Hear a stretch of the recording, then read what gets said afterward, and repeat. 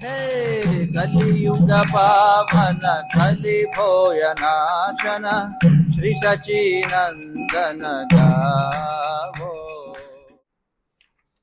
ओम अज्ञानतिमिरान्धस्य ज्ञानाञ्जनशलाकया चक्षुरुन्मीलितं येन तस्मै श्रीगुरवे नमः। श्रीचैतन्यमनोभीष्टं स्थापितं येन भूतले स्वयं रूपः कदा मह्यं ददाति स्वपदान्तिकम्। नमः ॐ विष्णुपादाय कृष्णप्रेष्ठाय भूतले श्रीमते भक्ति विकासस्वामिन्निति नामिने।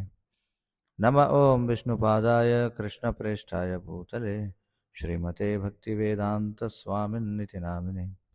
नमस्ते सारस्वते देवे गौरवाणी प्रचारिणे निर्विशेष शून्यवादी पाश्चात्यदेशतारिणे। जय श्री कृष्ण चैतन्य प्रभु नित्यानंद श्री अद्वैत गदाधर श्रीवासादि गौरभक्तवृंद। हरे कृष्णा कृष्ण कृष्ण हरे हरे, हरे राम राम राम हरे हरे। श्री चैतन्य भागवतं 2వ అధ్యాయం మొదటి శ్లోకం। जय जय महाप्रभु गौरसुंदर जय जगन्नाथ पुत्र महामहेश्वर। మహాప్రభు శ్రీ గౌరసుందరునికి జయము జయము। మహామహేశ్వరుడైనటువంటి జగన్నాథ మిశ్ర పుత్రుడైనటువంటి శ్రీ గౌరసుందర మహాప్రభువుకు జయము జయము। 2వ శ్లోకం। जय नित्यानंद गदाधरे राजीवन जय जय अद्वैतादि भक्तेर शरण। శ్రీ నిత్యానందునకు మరియు గదాధరునికి ప్రాణము మరియు ఆత్మ అయినటువంటి స్వామికి జయము జయము। అలాగే అద్వైతాచార్య అద్వైత ప్రభు ఆదిగా ఉన్నటువంటి భక్తులందరికీ ఆశ్రయమైనటువంటి స్వామికి జయము జయము। ఎవరు నిత్యానందునికి గదాధరునికి ప్రాణము ఆత్మ? చైతన్య మహాప్రభు। అలాగే అద్వైత ప్రభు ఆదిగా ఉన్నటువంటి భక్తులు ఎవరు? వాళ్ళందరికీ కూడా స్వామి ఎవరు? అద్వైత ప్రభు ఆదిగా ఉన్నటువంటి భక్తులందరికీ స్వామి ఎవరు? వారందరికీ ఆశ్రయం ఎవరు? మహాప్రభు, ఆయనకి జయము జయం। భక్త గోష్ఠి సహిత గౌరాంగ జయ జయ సునిలే చైతన్య కథా భక్తి లభ్యహయ। మరి తన అనుచరులతో పాటుగా శ్రీ గౌరాంగునికి జయము జయము। శ్రీ చైతన్యుని యొక్క శ్రవణ విషయాలు ఏవైతున్నాయో వాటిని తెలుసుకోవడం ద్వారా వ్యక్తి భగవంతుని యొక్క భక్తియుత సేవను పొందుతాడు। చైతన్య మహాప్రభుకు సంబంధించినటువంటి సంగతులు ఏవైతున్నాయో వాటిని వినడం ద్వారా వ్యక్తి ఆయన పట్ల భక్తియుత సేవను పొందుతాడు। పునః భక్త సంగే ప్రభు పడే నమస్కార, పునః భక్త సంగే ప్రభు పదే నమస్కార స్ఫురుక జిహ్వాయ గౌర చంద్ర అవతార। నేను మళ్ళీ శ్రీ చైతన్యునికి మరియు ఆయన యొక్క భక్తుల యొక్క పాదపద్మాలకు నా యొక్క ప్రణామాలు చేస్తున్నాను। శ్రీ గౌరసుందరుని యొక్క విషయాలు, గౌరసుందరుని యొక్క ఏవైతే చరిత్రం ఏదైతే ఉందో అది నా నాలుకపై వ్యక్తమగుగాక అని చెప్పంటారు। అంటే ఆయన యొక్క చరిత్రము తన యొక్క నాలుకపై వ్యక్తమగుగాక అని చెప్పి అడుగుతున్నారు, ప్రార్థిస్తున్నారు అనమాట। జయ జయ శ్రీ కరుణా సింధు గౌరచంద్ర జయ జయ శ్రీ సేవా విగ్రహ నిత్యానంద। కరుణా సింధు అయినటువంటి గౌరచంద్రునికి జయము జయము। అలాగే సేవా విగ్రహుడైనటువంటి శ్రీ సేవా విగ్రహుడైనటువంటి నిత్యానందునికి జయము జయము అని చెప్పుకుంటారు। శ్రీ సేవా విగ్రహుడు అంటే భక్తియుత సేవకు ఒక రూపాన్ని ఇస్తే అదే నిత్యానందుడు అన్నమాట। కాబట్టి నిత్యానందునికి జయము జయము, అందుకే శ్రీ సేవా విగ్రహము అని చెప్పన్నారు ఆయన। అవిజ్ఞాత తత్వ దుయి భాయి ఆర భక్త తథాపి కృపాయ తత్వ కరేన సువ్యక్త। మరి ఈ ఇద్దరు సోదరులు మరియు వారి యొక్క భక్తులకు సంబంధించినటువంటి సత్యాలు అవి అవిజ్ఞాతమైనటువంటివి, అంటే మనం తెలుసుకోలేమన్నమాట వాటిని। కానీ వారి యొక్క కృపచేత అవి మనకు వ్యక్తం అవుతాయని చెప్పి అంటున్నారు. ఇద్దరు సోదరులు అంటే ఎవరిక్కడ? చైతన్య నిత్యానందులు, అలాగే వారి యొక్క భక్తులు. వారికి సంబంధించినటువంటి తత్వం ఏదైతే ఉందో ఆ తత్వాన్ని మనం తెలుసుకోవడం అనేది సాధ్యం కాదు. కానీ అదే వారి కృప ఉంటే మాత్రం అది అవగతమవుతుంది అని చెప్పుకుంటున్నారు, వ్యక్తమవుతుంది, సువ్యక్త అని చెప్పుకుంటున్నారు. బ్రహ్మాధీర స్ఫూర్తిహయ కృష్ణేర కృపాయ సర్వశాస్త్రే వేదే భాగవత ఏ గాయ. బ్రహ్మదేవుని వంటి వ్యక్తులు ఎవరైతే ఉన్నారో వారి యొక్క జ్ఞానం శ్రీకృష్ణుని యొక్క కృప వలన అది వృద్ధి చెందుతుంది. అంతే కదా, బ్రహ్మదేవునికి జ్ఞానం ఎలా వచ్చింది? కృష్ణుని యొక్క కృప వలన. మరి ఈ విషయం వేదాల్లోనూ శ్రీమద్భాగవతంలోనూ కూడా నిర్ధారణ చేయబడింది.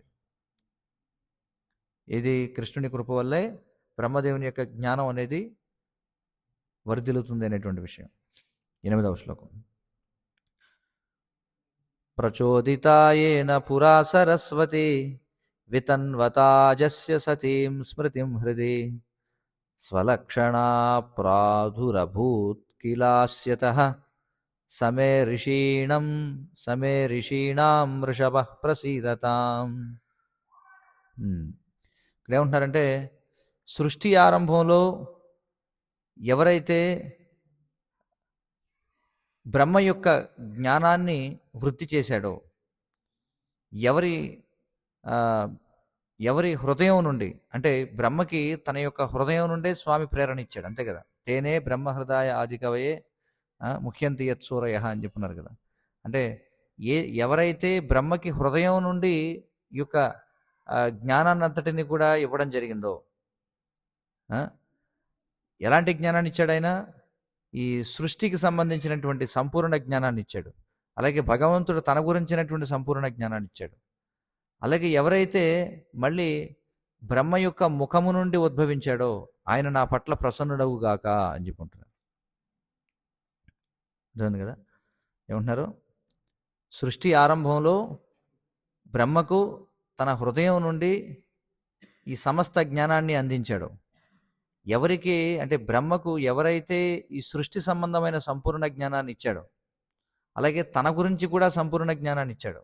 అదే కదా చతుశ్లోకి భాగవతం మనం చెప్పుకుంటాం.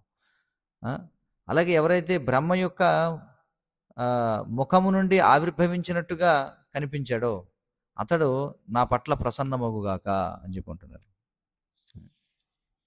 తర్వాత పూర్వే బ్రహ్మ జన్మిలేన నాభి పద్మ హైతే తథాపిహ శక్తి నాయి కిచుయి ధేకితే తబే యబే సర్వభావే లైలా శరణ తబే ప్రభు కృపాయ దిలేన దర్శన తబే కృష్ణ కృపాయ స్ఫురిల సరస్వతి తబే సేజా నీల సర్వ అవతార స్థితి.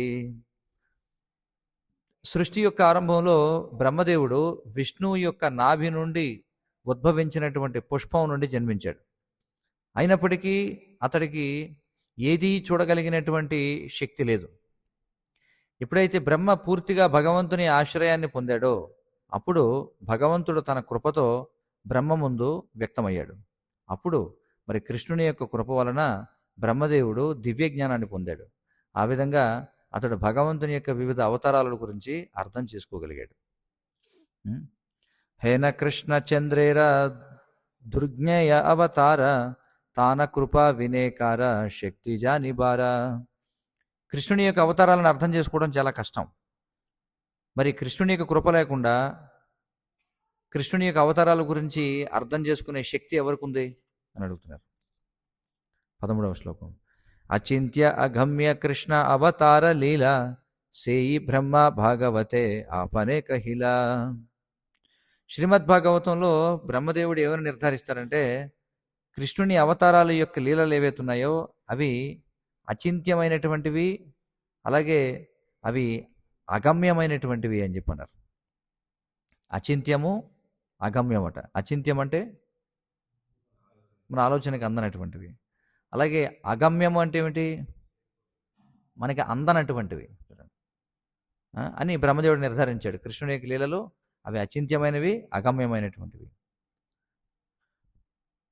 కో వేత్తి భూమన్ భగవన్ పరాత్మన్ యోగేశ్వరోతిర్భవతస్త్రిలోక్యాం క్వ వా కథం వా కతి వా కదేతి విస్తారయన్ క్రీడసి యోగమాయాం.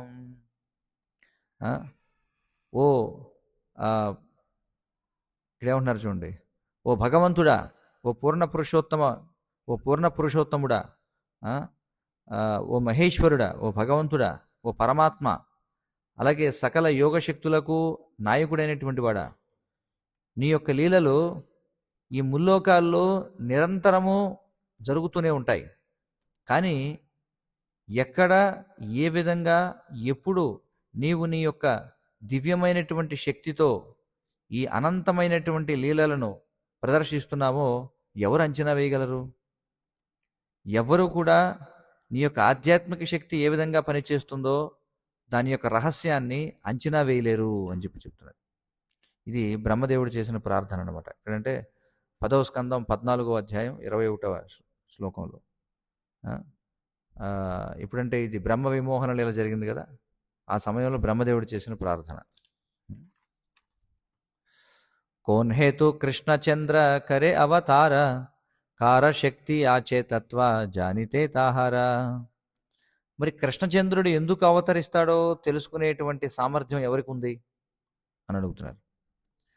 తథాపి శ్రీ భాగవతే గీతాయ ఏకయ తాహా లిఖి ఏ నిమిత్తే అవతారహయ. అయినప్పటికీ నేను శ్రీమద్భాగవతంలో మరియు భగవద్గీతలో ఏవైతే కారణాలు వివరించబడ్డాయో అవి నేను ఇక్కడ తెలియజేస్తాను అని చెప్పుకుంటున్నాడు. అంటే దేని గురించి?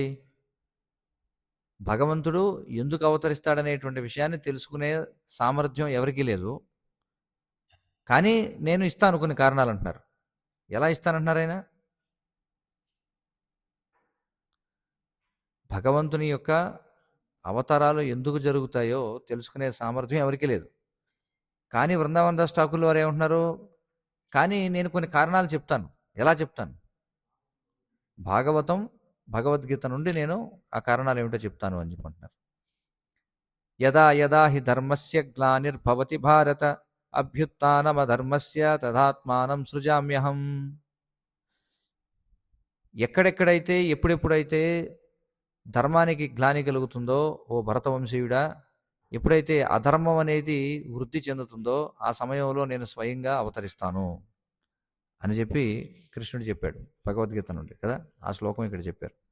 తర్వాత పరిత్రాణాయ సాధూనాం వినాశాయ చ దుష్కృతాం ధర్మ సంస్థాపనార్థాయ సంభవామి యుగే యుగే.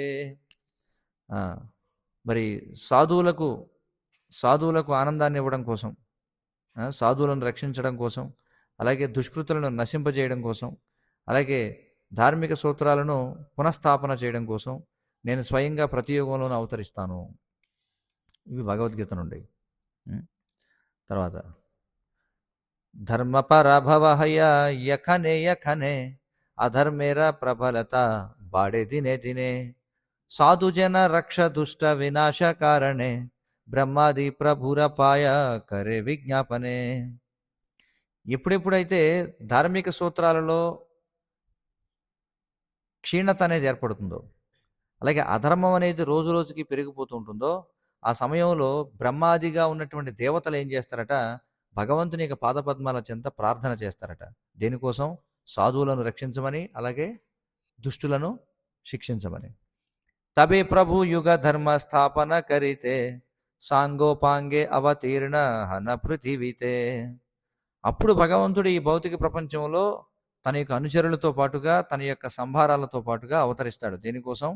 ధార్మిక సూత్రాలను పునఃస్థాపన చేయడం కోసం.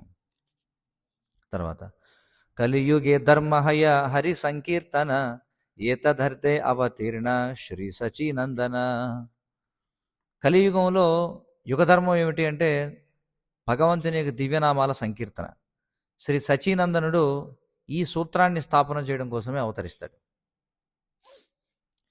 ఏయిక హే భాగవత సర్వతత్వసార కీర్తన నిమిత్త గౌరచంద్ర అవతార శ్రీమద్ భాగవతంలో వివరించబడింది ఏమనంటే, మరి ఆ అత్యున్నతమైనటువంటి పరమసత్యం ఆ గౌరచంద్రుడు దివ్యనామాలను కీర్తన చేయడం కోసం, దివ్యనామాల సంకీర్తనను ప్రచారం చేయడం కోసం అవతరిస్తాడు అని చెప్పబడింది. ఇతి ద్వాపర ఉర్వే ఇతి ద్వాపర ఉర్వీష స్తువంతి జగదీశ్వరం నానాతంత్ర విధానేన కళావపి తథా శృణు. ఇది వాస్తవానికి బెంగాలీ శ్లోకం కాదు కాబట్టి, ఇతి ద్వాపర ఉర్వీష స్తువంతి జగదీశ్వరం నానాతంత్ర విధానేన కళావపి తథా శృణు. ఇది శ్రీమద్భాగవతం 11వ స్కందం 5వ అధ్యాయం 31, 32 శ్లోకాలు ఇక్కడ చెప్తున్నారనమాట. ఏముంటుంది? ఇది కరభాజనముని చెప్పినటువంటి శ్లోకం అనమాట, భాగవతం నుండి. ఏం చెప్పారు? ఓ రాజా, ఈ విధంగా పూర్వ రెండు భాగవతం శ్లోకాలలో చూసిన విధంగా ద్వాపర యుగంలో ఉన్నటువంటి జనులు విశ్వనాథుణ్ణి కీర్తించారు. కలియుగంలో కూడా జనులు పూర్ణ పురుషోత్తమ భగవానుణ్ణి శాస్త్రాలలో చెప్పబడినటువంటి వివిధ నియమాల ద్వారా ఆయనని పూజిస్తారు. దయచేసి ఇప్పుడు నేను చెప్పేది విను అని చెప్తున్నారు. ఎవరు? కరభాజనముని చెప్తున్నారు అనమాట. 25వ శ్లోకం. కృష్ణవర్ణం త్విషా కృష్ణం సాంగోపాంగాస్త్ర పార్షదం యజ్ఞై సంకీర్తన ప్రాయే రజంతి సుమేధస. కరభాజన ముని కొనసాగిస్తున్నాడు. ఏమనంటున్నాడు? కలియుగంలో సుమేధసులైనటువంటి వాళ్ళు భగవంతుని యొక్క అవతారాన్ని నామ సంకీర్తన ద్వారా అర్చిస్తారు. మరి ఆ భగవంతుని అవతారం ఏం చేస్తారట? ఆయన నిరంతరము కృష్ణుని యొక్క నామాలను గానం చేస్తాడు. ఆయన యొక్క శరీర ఛాయ అది నల్లగా లేనప్పటికీ ఆయన స్వయంగా కృష్ణుడే. ఆయన తన అనుచరులతో, సేవకులతో, ఆయుధాలతో, అలాగే సన్నిహితమైనటువంటి అనుచరులతో పాటుగా ఆయన అవతరిస్తాడు అని చెప్పబడింది. కలియుగే సర్వధర్మ హరి సంకీర్తన సభ ప్రకాశిలేన చైతన్య నారాయణ.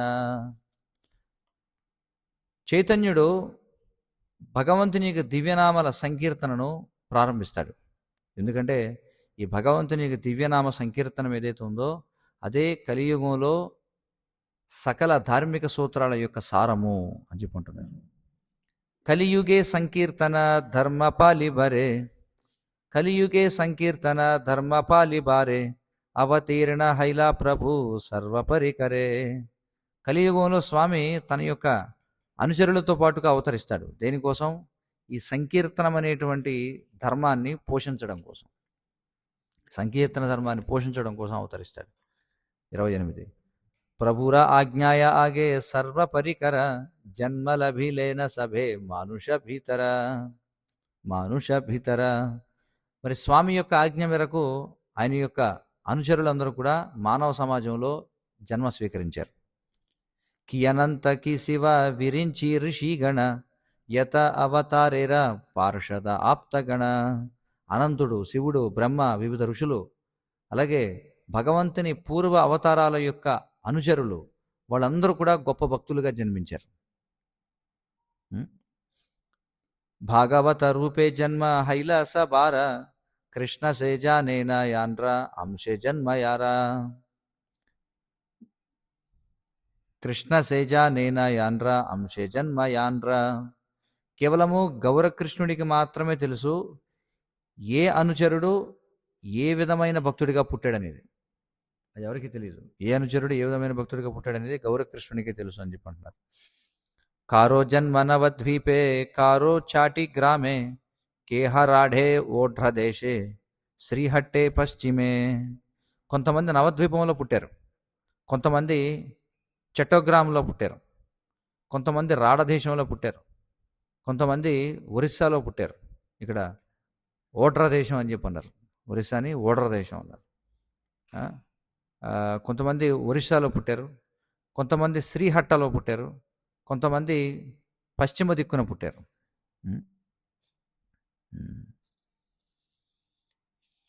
ఇక్కడ మనకి భాష్యంలో మనకి ఎవరెవరు ఎక్కడ పుట్టారనేది తెలియజేశారనమాట. తర్వాత 32వ శ్లోకం. నానాస్థానే అవతీర్ణ హైలా భక్తగణ నవద్వీపే ఆసి హైలా సబార మిలన. వివిధ రకాల భక్తులు వివిధ ప్రదేశాల్లో అవతరించినప్పటికీ వాళ్ళందరూ నవద్వీపంలో సమావేశమయ్యారు. సర్వవైష్ణవేర జన్మ నవద్వీపధామే కోన మహాప్రియదాసేర జన్మ అన్యస్థానే. అత్యధిక శాతం మంది వైష్ణవులు నవద్వీపంలో పుట్టారు. ఆ? కొంతమంది ప్రియమైనటువంటి అనుచరులు వేరే వేరే చోట్ల ఎక్కడో వారు ఆవిర్భవించారు. శ్రీవాస పండిత ఆర శ్రీరామ పండిత శ్రీ చంద్రశేఖర దేవ త్రైలోక్య పూజిత. శ్రీవాస పండిత, శ్రీరామ పండిత, శ్రీ చంద్రశేఖర వీరందరూ ముల్లోకాల్లోనూ కూడా పూజనీయమైనటువంటి వాళ్ళు.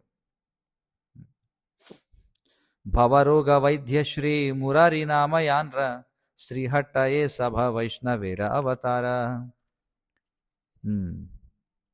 ఈ భవరోగాన్ని, జీవుల యొక్క భవరోగాన్ని నయం చేసేటువంటి శ్రీ మురారి గుప్తునితో పాటుగా వాళ్ళందరూ కూడా శ్రీహట్టలో జన్మించారట కొంతమంది. మురారి గుప్తా అంటే ఆయన వైద్యుడు అనమాట. జీవుల యొక్క భవరోగానికి వైద్యం చేస్తాడంటారు. పుండరీక విద్యానిధి వైష్ణవ ప్రధాన చైతన్య వల్లభ దత్త వాసుదేవ నామ. చాటి గ్రామే హైల ఇన్హ సబార పరకాశ భుడనే హైల అవతీర్ణ హరిదాస. పుండరీక విద్యానిధి అతడు అత్యున్నతమైన వైష్ణవుడు. చైతన్య వల్లభుడు, అలాగే వసుదేవదత్త వీరందరూ కూడా చట్టగ్రామంలో జన్మించారట. హరిదాస ఠాకూర బుడన అనేటువంటి గ్రామంలో ఆయన ఆవిర్భవించారు. రాఢమాజే ఏకచాక నామే ఆచే గ్రామ యన్హి అవతీర్ణ నిత్యానంద భగవాన్. మరి భగవంతుడైనటువంటి నిత్యానంద ప్రభు ఆయన రాఢదేశంలో ఏకచక్ర అనేటువంటి గ్రామంలో జన్మించారు. హడాయి పండిత నామ శుద్ధ విప్రరాజ మూలే సర్వ పితా తానే కరే పితా వ్యాజ. మరి అత్యున్నతమైనటువంటి హడాయి పండితుడు, అతడు బ్రాహ్మణులకు రాజట. అతడు నిత్యానందునికి రాజుగా అంగీకరించబడ్డాడు, నిత్యానందునికి తండ్రిగా అంగీకరించబడ్డాడు. వాస్తవానికి నిత్యానందుడే అందరికీ తండ్రి, కానీ అందరికీ తండ్రి అయినటువంటి నిత్యానందుడు హడాయి పండితుడిని తన తండ్రిగా స్వీకరించారట. నిత్యానందుని తండ్రి పేరేమిటి?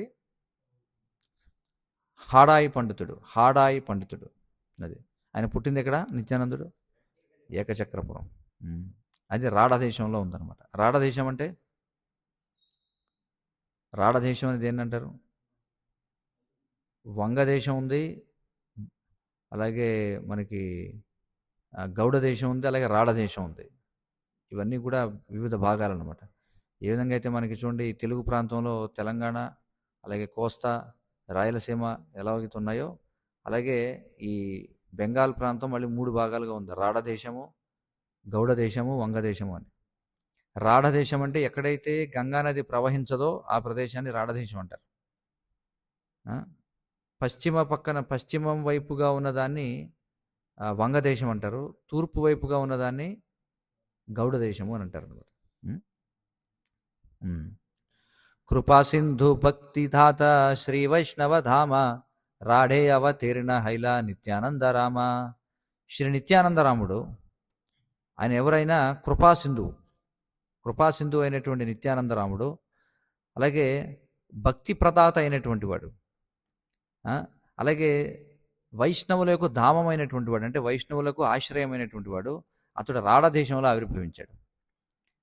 మహాజయ జయధ్వని పుష్పవరిషణ సంగోపే దేవతాగణే కైలేన తఖన. నిత్యానంద ప్రభు ఆవిర్భవించినప్పుడు దేవతలందరూ కూడా రహస్యంగా పుష్పవృష్టి కురిపించి జయ జయధ్వానాలు చేశారట. సేయిదిన హైతే రాఢ మండల సకల పునః పునః బాడితే లాగిల సుమంగళ.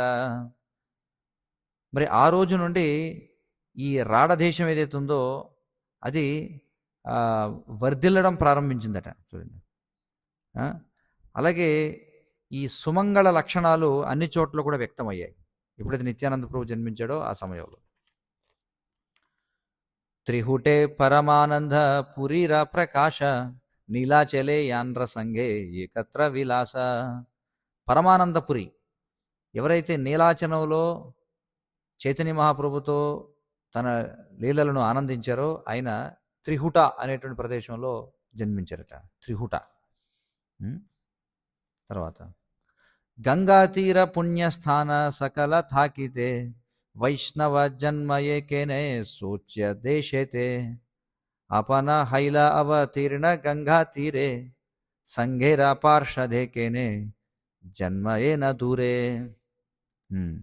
మరి ఈ గంగా తీర ప్రాంతాలు ఏవైతే ఉన్నాయో అవి అత్యంత పుణ్యస్థానాలు. గంగా తీర స్థానాలు అవి అత్యంత పుణ్యస్థానాలు. మరి అలాంటప్పుడు ఒక వైష్ణవుడు ఇతరమైనటువంటి ప్రదేశాల్లో ఎందుకు ఆవిర్భవిస్తాడు అని అడుగుతున్నారు.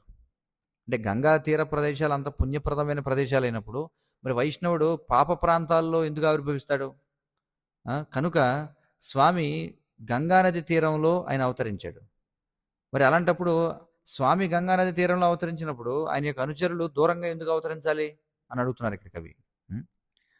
ఏ దేశ గంగా హరి నామ వివర్జిత ఏ దేశే పాండవ నాహి గేల కదాచిత్. శేషభ జీవేరే కృష్ణ వత్సల హయ్య మహాభక్త సభ జన్మాయేన ఆజ్ఞాదియా. మరి తన యొక్క కృప వలన శ్రీకృష్ణుడు తన యొక్క గొప్ప భక్తులను గంగ ఎక్కడైతే ప్రవహించదో ఆ ప్రదేశాల్లో జన్మించమని ఆజ్ఞాపించారట. ఎక్కడైతే భగవంతునికి దివ్యనామాలు జపించబడటం లేదో అక్కడ జన్మించమని ఆవిర్భవించారట. ఏ ప్రదేశాలు అయితే పాండవులు సందర్శించలేదో ఆ ప్రదేశాల్లో జన్మించమని కృష్ణుడే ఆజ్ఞాపించారట. అర్థమైంది కదా? అంటే దీనికి కారణం చెప్తున్నారు. పూర్వశ్లోకంలో అడిగారు, మరి ఎందుకని అంటే గంగానది ప్రవహించేవన్నీ కూడా పుణ్య ప్రదేశాలు అయినప్పుడు గంగానది ప్రవహించినటువంటి ప్రదేశాల్లో ఎందుకు పుట్టాలి అసలు ఎవరైనా అడిగారు కదా. దానికి కారణం ఏంటో చెప్తున్నారు. కారణం ఏంటంటే కృష్ణుడే స్వయంగా తన యొక్క గొప్ప భక్తులకు ఒక ఆజ్ఞ ఇచ్చాడు. ఏమని? ఎక్కడైతే గంగ ప్రవహించదో, ఎక్కడైతే భగవంతునికి దివ్యనామాలు కీర్తింపబడవో, ఎక్కడైతే పాండవులు సందర్శించలేదో ఆ ప్రదేశాల్లో పుట్టమని చెప్పాడు.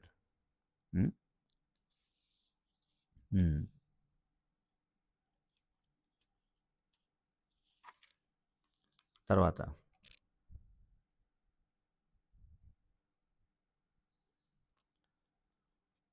సంసార తారితే శ్రీ చైతన్య అవతార ఆపనే శ్రీ ముఖే కరి యాచైన అంగీకార. శ్రీ చైతన్యుడు సమస్త విశ్వాన్ని ఉద్ధరించడానికి అవతరించాడు. ఈ విషయాన్ని ఆయనే తన సొంత మాటల్లో ఈ విధంగా చెప్పాడట చైతన్య మహాప్రభు. ఏమని? స్వయంగా ఈ విశ్వాన్ని నేను ఉద్ధరించడానికి వచ్చాను అనేటువంటి విషయాన్ని. సోచ్యదేశే సోచ్యాకులే ఆపన సమాన జన్మాయ్య వైష్ణవే సభారే కరే త్రాణ.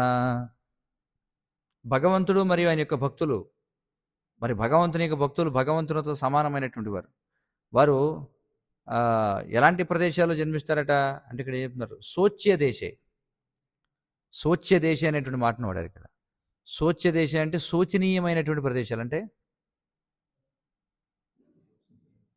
శోచనీయం అని చెప్పి అంటాం కదా, అత్యంత శోచనీయం అంటాం. అంటే అర్థం ఏమిటి? అంటే రిగ్రెట్ఫుల్. ఇంగ్లీష్లో చెప్పాలంటే అంటే అత్యంత దయనీయమైనటువంటి, అంటే అంత మంచిది కాదని. కాబట్టి భగవంతుడు మరియు ఆయన యొక్క భక్తులు ఎవరైతే తనతో సమానమైనటువంటి వారు అయితే ఉన్నారో వారు అపవిత్రమైనటువంటి ప్రదేశాల్లో అపవిత్రమైనటువంటి కుటుంబాల్లో పుట్టారట కావాలనే. ఎందుకోసం అంటే అందరినీ ఉద్ధరించడం కోసం. అది ఇక్కడ విషయం.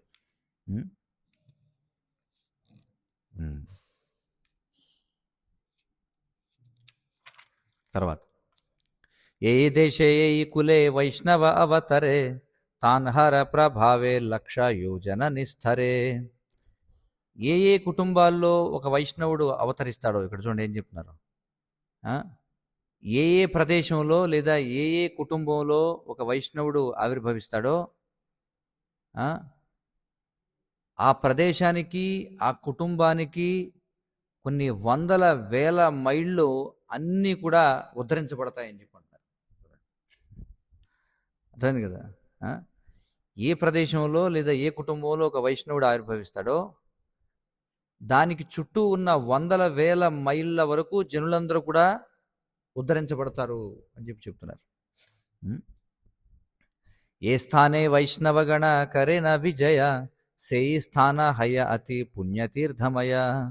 ఎక్కడెక్కడికైతే వైష్ణవులు వెళతారో ఆ ప్రదేశాలు ఆ, తీర్థస్థలాలుగా మారిపోతాయి అని చెప్పుకుంటున్నారు. అతైవ సర్వదేశే నిజ భక్తగణ అవతీర్ణ కైలా శ్రీ చైతన్య నారాయణ. అందుచేత శ్రీ చైతన్యుడు మరియు ఆయన యొక్క భక్తులు వివిధ దేశాల్లో ఆవిర్భవించారు. అందుకే నానాస్థానే అవతీర్ణ హైల భక్తగణ నవద్వీపే ఆసి సభార హైల మిలన. మరి భక్తులు వివిధ ప్రాంతాల్లో ఆవిర్భవించినప్పటికీ వారందరూ కూడా నవద్వీపంలో కలుసుకున్నారు. నవద్వీపే హైబా ప్రభుర అవతార అతైవ నవద్వీపే మిలన సభార. మరి భగవంతుడు నవద్వీపంలో అవతరిస్తాడు కాబట్టి భక్తులందరూ కూడా అక్కడికే గుమిగూడారట. ఎందుకంటే అందరికీ తెలుసు అక్కడే పుడతాడైనా అని చెప్పి. నవద్వీపహేన గ్రామ త్రిభువనే నాయ్ యన్హి అవతీర్ణ హైలా చైతన్య ఘోషాని. ముల్లోకాల్లో నవద్వీపము వంటి ప్రదేశం లేదట. ఎందుకంటే చైతన్య మహాప్రభు అక్కడ అవతరించాడు కాబట్టి. అవతరిబేన ప్రభు జానీయ విధాత సకల సంపూర్ణ కరి తూయిలేన తథా. మరి భగవంతుడు ఆవిర్భవిస్తాడని తెలిసి భగవంతుడే సకల సంపదలు సకల సమృద్ధవంతం అయ్యేలా నవద్వీపాన్ని ఏర్పాటు చేశారట. ఎందుకంటే భగవంతుడు ఆవిర్భవించే ప్రదేశం కాబట్టి భగవంతునికి ఏర్పాటు వల్ల సర్వ సంపదలు సర్వ సంపత్ సమృద్ధులు కూడా ఆ నవద్వీపంలో ముందుగానే సిద్ధంగా ఉన్నాయన్నమాట. నవద్వీప సంపత్తి కేవర్ని భారే పారే ఏకో గంగా ఘాటే లక్ష లోక స్నాన కరే. మరి నవద్వీపం యొక్క వైభవాలను ఎవరు వివరించగలరు? 1,00,000 మంది జనులు నవద్వీపంలో ఉన్న ఒక స్నానఘట్టంలో ఒకేసారి స్నానం చేస్తూ ఉండేవారట. 1,00,000 మంది ఒకే ఘట్టంలో నవద్వీపంలో స్నానం చేసేవారట. చూడండి, అంత గొప్ప ప్రాంతము నవద్వీపము అని చెప్పుకుంటున్నారు. త్రివిధ వయసే ఏక జాతి లక్ష లక్ష సరస్వతి ప్రసాదే సభే మహాదక్ష. మరి సరస్వతి యొక్క కృపాకటాక్షము వలన, సరస్వతి ఎవరు? విద్యాదేవత అయినటువంటి సరస్వతి యొక్క కృపాకటాక్షము వలన వందల వేల మంది పిల్లలు, యువకులు, అలాగే వృద్ధులు వారందరూ కూడా శాస్త్రాల్లో నిపుణులుగా ఉండేవారట. ఎక్కడ? నవద్వీప ప్రదేశంలో. త్రివిధ వయసే అని చెప్పున్నారు ఇక్కడ. త్రివిధ వయసే అంటే 3 వయసుల వాళ్ళు కూడా. 3 వయసుల వాళ్ళు అంటే పిల్లలు, యువకులు, ముసలవాళ్ళు. సరస్వతీదేవి యొక్క కృప వలన వీళ్ళందరూ కూడా శాస్త్రాలలో నిపుణులుగా ఉండేవారట. సభే మహా అధ్యాపక కరి గర్వధరే బాలకియో భట్టాచార్య సనే కక్షకరే. వాళ్ళందరూ కూడా గొప్ప పండితులమని గర్విస్తూ ఉండేవారట. చివరికి అక్కడ ఉన్నటువంటి చిన్నపిల్లవాడు కూడా తన అధ్యాపకుడిని సవాల్ చేయగలిగేవాడట. అంత తెలివైన వాళ్ళంతా అక్కడ ఉన్న వాళ్ళంతా కూడా. చూడండి, ఒక చిన్న కుర్రోడు కూడా అధ్యాపకుడిని సవాలు చేయగలిగేవాడట. అంత పండితులు అక్కడ ఉన్న వాళ్ళంతా అని చెప్పుకుంటున్నారు. నానా దేశ హైతే లోక నవద్వీపయాయ నవద్వీపే పడిలేసే విద్యారసపాయ. మరి అనేకమైనటువంటి ఇతర ప్రదేశాల నుండి చాలామంది నవద్వీపానికి వచ్చేవారట ఇది అధ్యయనం చేయడం కోసం. ఎందుకంటే నవద్వీపంలో అధ్యయనం చేయడం ద్వారా వ్యక్తి విద్య పట్ల రుచిని పొందేవాడట. అంత ప్రసిద్ధమైనది నవద్వీపం ఆ రోజుల్లో. అతైవ పడుయార నాహి సముచ్చయ 1,00,000 కోటి అధ్యాపక నాహిక నిశ్చయ. అందుచేత మరి అక్కడ ఎన్ని కోట్ల మంది అధ్యాపకులు, అసంఖ్యాకమైనటువంటి విద్యార్థులు అక్కడ గుమిగూడేవారో ఎవరు కూడా లెక్క కట్టలేకపోయేవారట. నవద్వీపంలో అంతమంది అక్కడికి వచ్చేవారట. రమా దృష్టిపాతే సర్వలోక సుఖే వసే వ్యర్థకాలయాయ మాత్ర వ్యవహార రసే. మరి రమ అంటే ఎవరు? లక్ష్మీదేవి యొక్క కృపాకటాక్షం వలన నవద్వీపంలో ఉన్న వారందరూ కూడా చాలా ఆనందంగా జీవించేవారు. కానీ వారి సమయాన్ని మాత్రం లౌకిక వ్యవహారాల్లో వృధా చేసేవారట. చూడండి, అర్థమైంది కదా? లక్ష్మీదేవి యొక్క కృపాకటాక్షం వల్ల అందరూ ఆనందంగా జీవించేవారు, కానీ తమ సమయాన్ని మాత్రం లౌకిక వ్యవహారాల్లో వృధా చేసేవారట వాళ్ళంతా నవద్వీపంలో ఉన్నవాళ్ళు. కృష్ణరామ భక్తి శూన్య సకల సంసార ప్రథమ కలితే హైల భవిష్య ఆచార. సమస్త విశ్వము కూడా కృష్ణ బలరాముల పట్ల భక్తి రహితంగా ఉంది. మరి ఈ కలియుగంలో రాబోయే భవిష్యత్ లక్షణాలు ఏవైతున్నాయో అవి యుగారంభంలోనే వ్యక్తమయ్యాయి. ధర్మ కర్మ లోక సభే ఏయి మాత్ర జానే మంగళ మంగళ చండీర గీతే కరే జాగరణే. మరి జనం యొక్క ధర్మం ఏమిట్రా అంటే నవద్వీపంలో కామ్యకర్మలు చేస్తూ ఉండేవారు. మరి ఏం చేసేవారట, రాత్రంతా జాగరణ ఉండి మంగళ చండీని దుర్గాదేవిని కీర్తిస్తూ ఉండేవారట. ఇది నవద్వీపంలో అన్ని ఐశ్వర్యాలు ఇవన్నీ పాండిత్యం అన్నీ ఉన్నప్పటికీ కూడా రాత్రంతా జాగరణ నుండి ఏం చేసేవారంటే మంగళ చండీ కీర్తన, దుర్గా కీర్తన పాడుతూ ఉండేవారట. దంబకరి విషహరి పూజే కోణ జన పుత్తలి కరియే కేహో దియా బహుధన. కొంతమంది చాలా గర్విస్తూ పాములకు దేవత అయినటువంటి విషహరిని పూజిస్తూ ఉండేవారట. పాములకు అధిష్టాన దేవత అయినటువంటి విషహరిని పూజిస్తూ ఉండేవారట. మరి ఇతరులేమో విగ్రహారాధన మీద గొప్పగా ఖర్చు పెడుతూ ఉండేవారట. చూడండి, అంటే ఇలాంటి క్షుద్రమైనటువంటి పూజలన్నీ కూడా చేస్తూ ఉండేవారు అనమాట అక్కడ. అది విషయం. ధన నష్టకరే పుత్ర కన్యారా విభాయ ఏయి మత జగతేరా వ్యర్థకాలయాయ.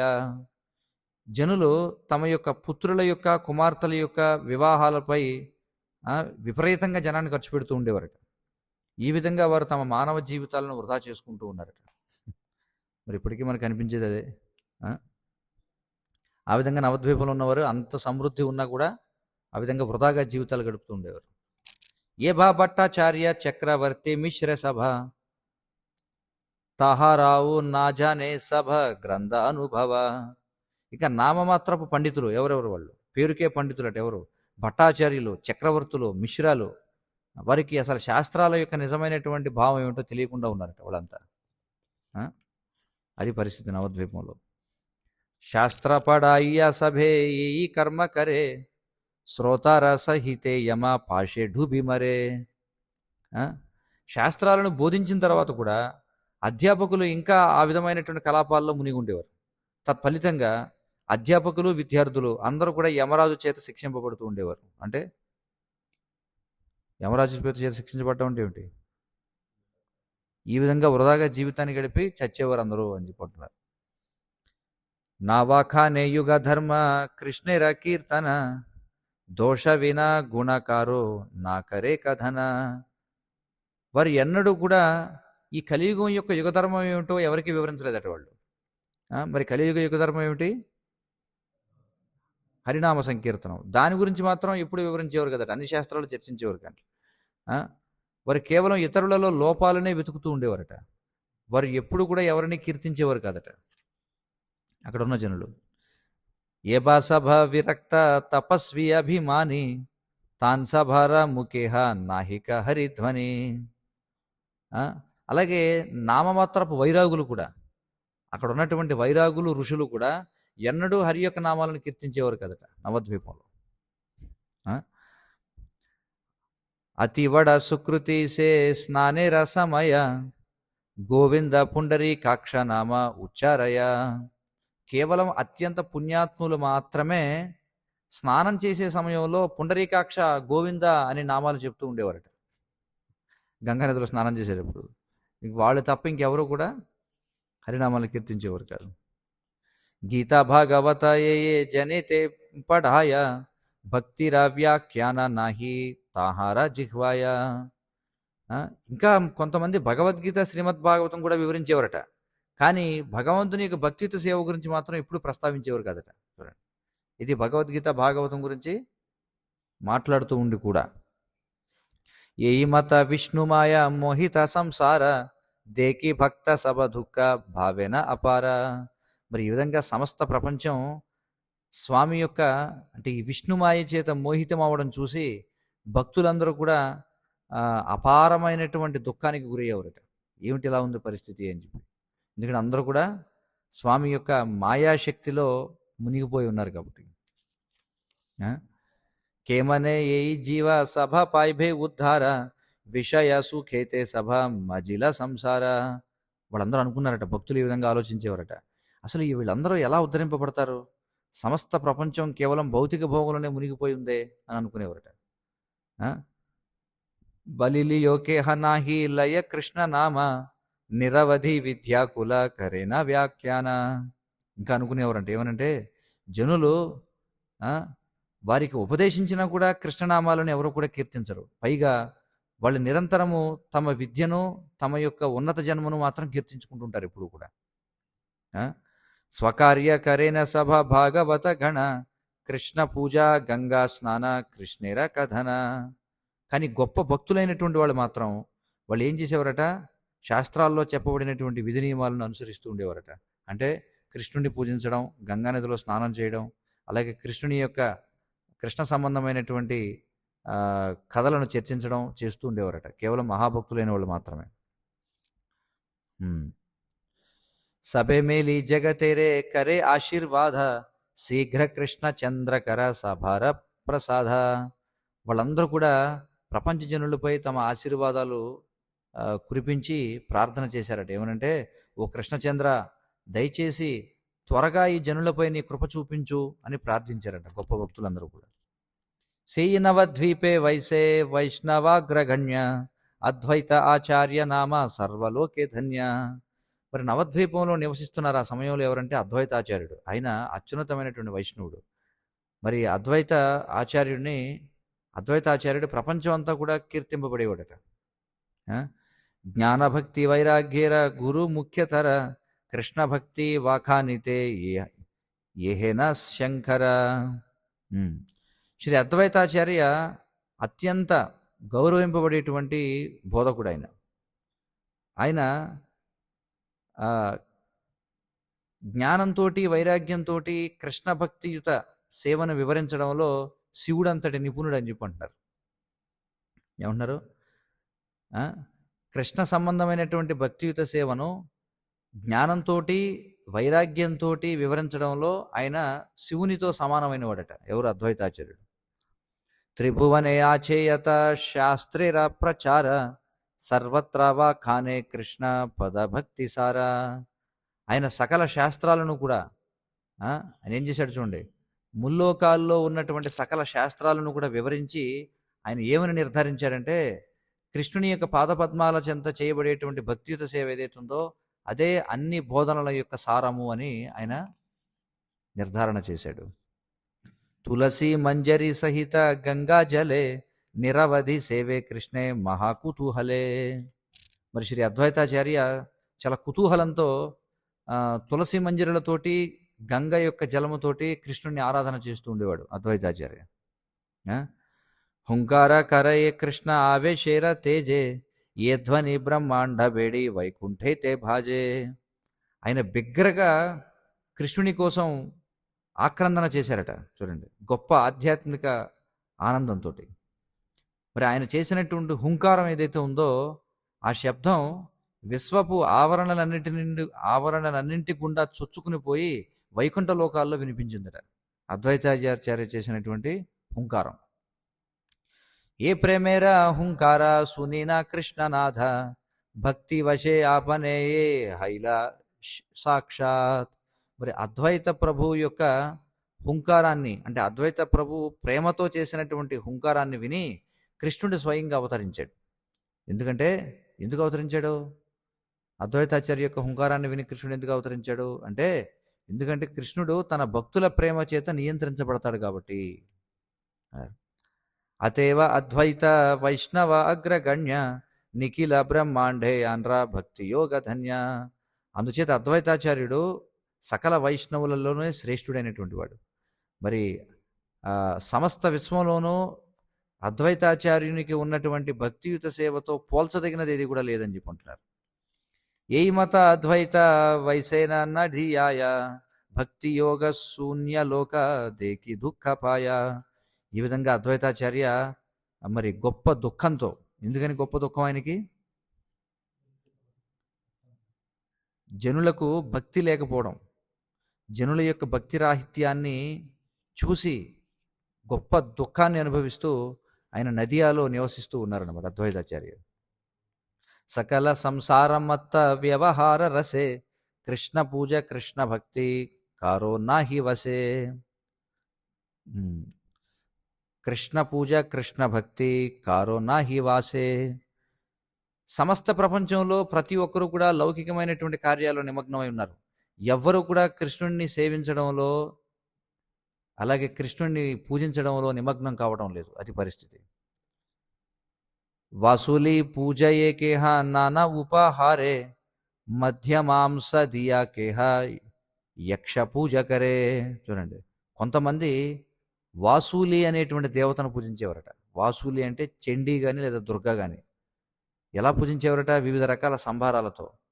కొంతమంది యక్షులను పూజించేవారట, మాంసము మద్యాన్ని సేవించుతూ. మద్య మాంసాలని నైవేద్యం పెట్టి యక్షులను పూజించేవారట కొంతమంది. అది ఆనాటి పరిస్థితి అన్నమాట. అలా ఉన్నారు జనులందరూ కూడా. నిరవధి నృత్య గీత వాద్య కోలాహల నాసునే కృష్ణేరే నామ పరమ మంగళ. జనులు నిరంతరము నాట్యం చేస్తూ పాడుతూ వివిధ సంగీత వాయిద్యాలను గొప్ప కోలాహలంగా వాయిస్తూ ఉండేవారట.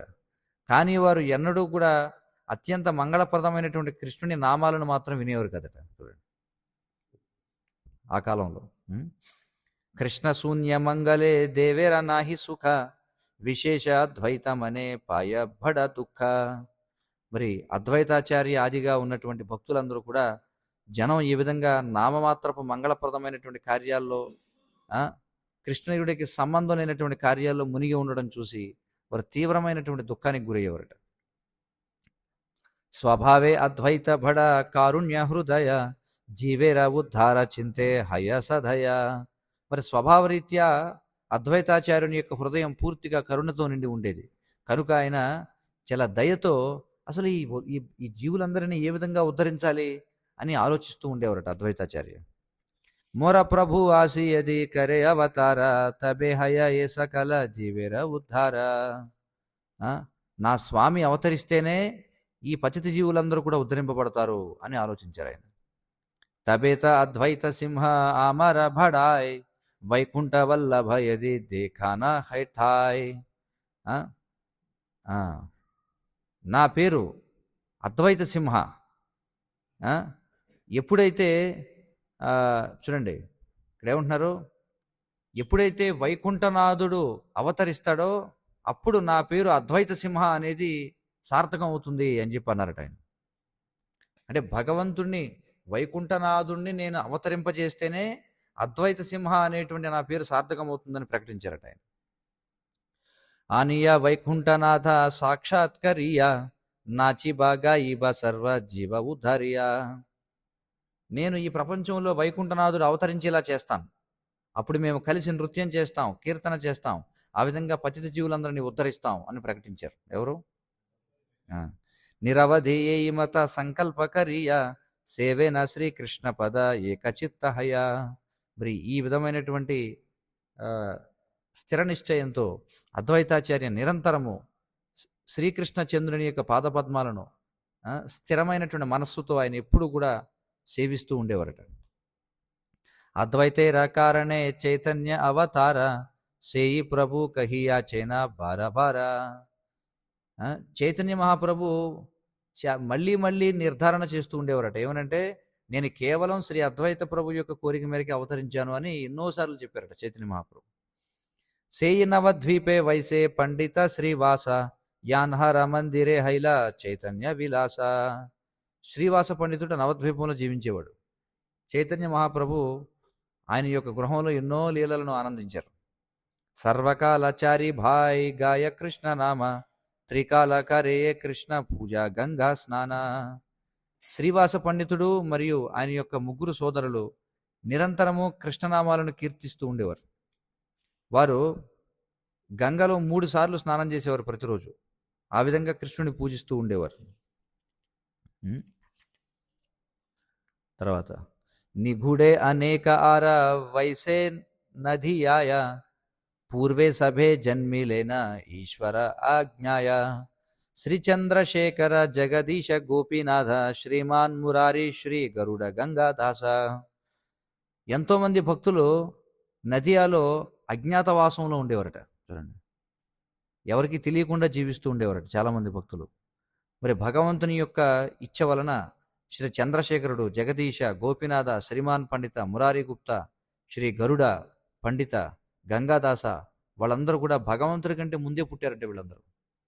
ఇప్పుడు చెప్పిన పేర్లంతా కూడా భగవంతుని కంటే ముందే పుట్టినటువంటి వాళ్ళు. కానీ వాళ్ళందరూ కూడా అజ్ఞాతంలో ఉన్నట్టుగా ఉన్నారన్నమాట, ఎవరికి తెలియకుండా.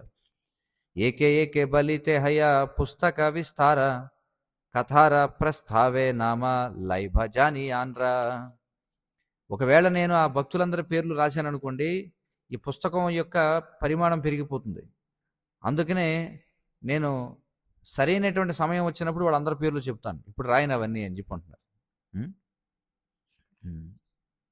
తర్వాత సభై స్వధర్మపర శుభై ఉదార, సభై స్వధర్మపర సభై ఉదార కృష్ణ భక్తి భాయ్ కేహ నా జాన ఏ ఆరా. మరి ఈ భక్తులందరూ కూడా తమ యొక్క విద్యుక్త ధర్మాల్లో నిమగ్నమై ఉండేవారట. వారందరూ కూడా చాలా మహానుభావులైనటువంటి వాళ్ళు, అంటే చాలా ఉదారులు వీళ్ళంతా. వారికి కృష్ణుని యొక్క భక్తియుత సేవ తప్ప మరేది కూడా తెలియనటువంటి వాళ్ళు వీళ్ళంతా. సబేకరే సభారే బాంధవ వ్యవహార కేహకారో నాజానేన నిజ అవతార. వారందరూ కూడా ఒకరితో ఒకరు స్నేహపూర్వకమైన సంబంధాలు కలిగి ఉండేవారు. కానీ ఒకరి గురించి ఒకరికి తెలియదట. చూడండి, అర్థమైంది కదా. వారెవరో వీరికి తెలియదు, వీరెవరో వారికి తెలియదు, కానీ అందరూ కూడా స్నేహపూర్వకమైన సంబంధాలు కలిగి ఉండేవారట వాళ్ళంతా. విష్ణు భక్తి శూన్యధేకి సకల సంసార అంతరే దహయే భడ చిత్త సభాకార. మరి ఈ భక్తుల యొక్క హృదయాలు ఎప్పుడు కూడా దహిస్తూ ఉండేవి. ఎందుకని? ఈ ప్రపంచంలో ఉన్నటువంటి జనులందరూ కూడా విష్ణు భక్తి లేకుండా ఉన్నారే అని చెప్పి బాధపడుతూ. కృష్ణ కథా సునిభేక హేన నాహి జన ఆపన ఆపని సబే కరేన కీర్తన. మరి ఒకవేళ కృష్ణుడి గురించి చెబుదాం అనుకున్న ఆ విషయాలను వినడంలో ఎవరికి కూడా ఆసక్తి లేదు. అందుకనే వాళ్ళు ఏం చేసేవారంటే వాళ్ళలో వాళ్ళే కీర్తన చేసుకుంటూ ఉండేవారు అంతే ఈ భక్తులు. దుయిచారి దండ ఠాకి అద్వైత సభాయ కృష్ణ కథా ప్రసంగే సకల దుఃఖహాయాయ. వారందరూ కూడా ఏం చేసేవారంటే అద్వైత ప్రభు యొక్క ఇంట్లో కొన్ని గంటల పాటు కలిసి ఉండి కృష్ణుని యొక్క కథలో చర్చించడం ద్వారా తమ యొక్క దుఃఖాన్ని పోగొట్టుకునేవారట. ఇంక వేరే మార్గం లేదు, ఎవరికి చెప్పినా ఎవరు వినరు. అందుకే వాళ్ళు కొన్ని గంటల పాటు అద్వైతాచార్య ఇంట్లో ఉండి తమ దుఃఖాన్ని శమింపజేసుకునేవారు. దగ్ధేకే సకల సంసార భక్త గణ ఆలాపేరా స్థాన నహి కరేన క్రంధన. ఈ భక్తులందరూ కూడా సమస్త ప్రపంచం అంతా దహించిపోతున్నట్టుగా అనుకునేవారట. అందుచేత మనం ఎవరితో మాట్లాడతాం, ఎవరితో మనం మన యొక్క బాధను చెప్పుకోవాలి అని చెప్పి ఎప్పుడు కూడా దిగాలు పడుతూ ఉండేవారట. సకల వైష్ణవ మిలి ఆపన ద్వైత ప్రాణి మాత్ర కారే కేహ నారే భుజాయిత. శ్రీ అద్వైతాచార్య ఇతర వైష్ణవులతో కలిసి ఆయన జనానికి ప్రచారం చేయాలని ప్రయత్నం చేశారట. కానీ జనులకి మాత్రం ఏమీ అర్థమయ్యేది కదండి వీళ్ళు చెప్పేది. దుఃఖభావి అద్వైత కరేన ఉపవాస సకల వైష్ణవ గణే చాడే దీర్ఘశ్వాస. మరి దుఃఖం వలన అద్వైతాచార్య ఉపవాసం ఉండడం మొదలు పెట్టారట. మరి సకల వైష్ణవులు కూడా దీర్ఘమైనటువంటి నిట్టూర్పులు విడిచిపెట్టేవారట. ఇలా అనుకునేవారట ఎప్పుడు కూడా. అద్వైతాచార్య ఇంకా భరించలేక ఆయన ఉపవసించడం మొదలు పెట్టారట ప్రపంచపు పరిస్థితిని చూసి. హరే కృష్ణ కృష్ణ కృష్ణ హరే హరే, హరే రామ రామ రామ హరే హరే.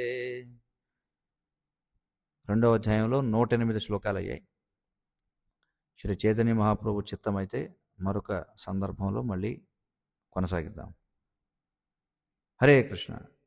శ్రీ చైతన్య భాగవతం కీ జయ, శ్రీ చైతన్య మహాప్రభు కీ, శ్రీ అద్వైతాచార్య కీ జయ, శ్రీ వృందావనదాస్ ఠాకూర్ కీ జయ.